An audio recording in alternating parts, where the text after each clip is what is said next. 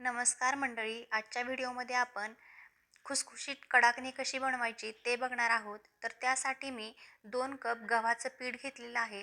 ज्या वाटीने मी गव्हाचं पीठ मापून घेतलेलं आहे त्याच वाटीने पाऊण वाटी मी बेसनचं पीठ घेतलेलं आहे. आता ही दोन्ही पीठं एकत्र करून घ्यायची.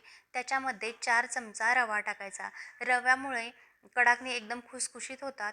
त्याच्यानंतर 4 चमचे जे आपलं तेल असतं तर त्या तेलाचं मोहन घालायचं.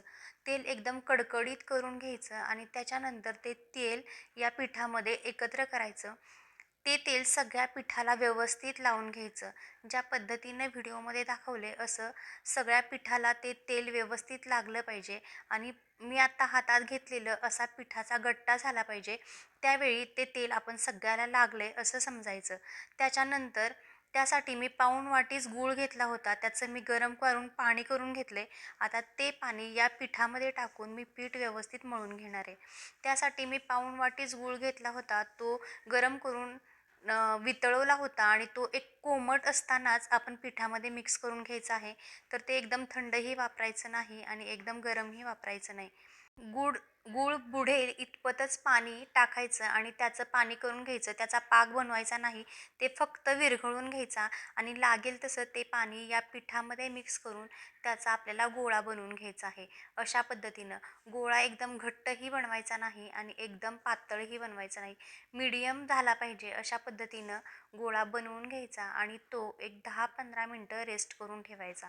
म्हणजे त्यामध्ये आपण रवा टाकलेला आहे तो फुलला पाहिजे म्हणून हे पीठ थोडा वेळ 10-15 मिनटं तसंच ठेवायचं आणि त्याच्यानंतर छोटे छोटे त्याचे गोळे बनवून घ्यायचे.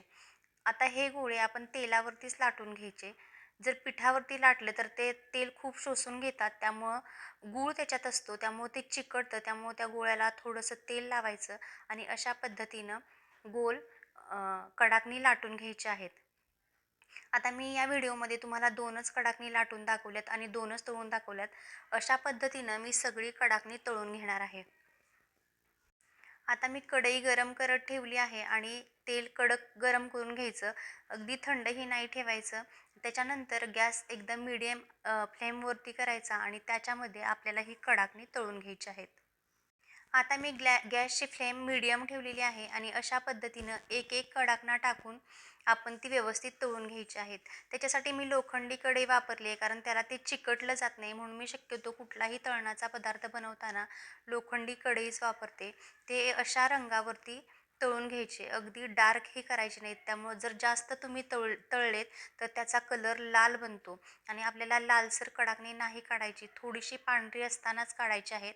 म्हणजे त्याचा कलरही चांगला दिसतो आणि ती सॉफ्टही पडत नाहीत. कडाकणी लाटताना एकदम पातळ लाटायची, ती जाड लाटायची नाहीत. ही कडाकणी काढल्यानंतर थोडी तुम्हाला मऊ वाटतील, पण जशी ती थंड होतात तर तशी ती एकदम कडक होतात आणि अजिबात नरम पडत नाहीत किंवा मऊ पडत नाहीत. अशा पद्धतीनं तुम्ही एकदा कडाकणी बनवून बघा. जर तुम्हाला आवडली तर मला कमेंटमध्ये नक्की सांगा तुमची कडाकणी कशी झाली आहेत ते. घरी खायला आपण रवा मैद्यापासून बनवलेली कडाकणी वापरत असलो तरी देवाला डाळ गुळाचाच नैवेद्य असतो. त्यामुळं हे बघा असे एकदम क्रंच होतात, एकदम कुडकुडीत होतात, अजिबात मऊ पडत नाहीत. अशा पद्धतीने तुम्ही कडाकणी बनवून बघा. तुम्हाला जर हा माझा व्हिडिओ आवडला असेल तर व्हिडिओला लाईक करा आणि चॅनेललाही सबस्क्राईब करा. तुम्हाला माझे व्हिडिओ आवडत असतील तर समोरील बेल आयकॉनही प्रेस करा म्हणजे माझे व्हिडिओ सगळ्यात अगोदर तुमच्यापर्यंत पोहोचतील. धन्यवाद.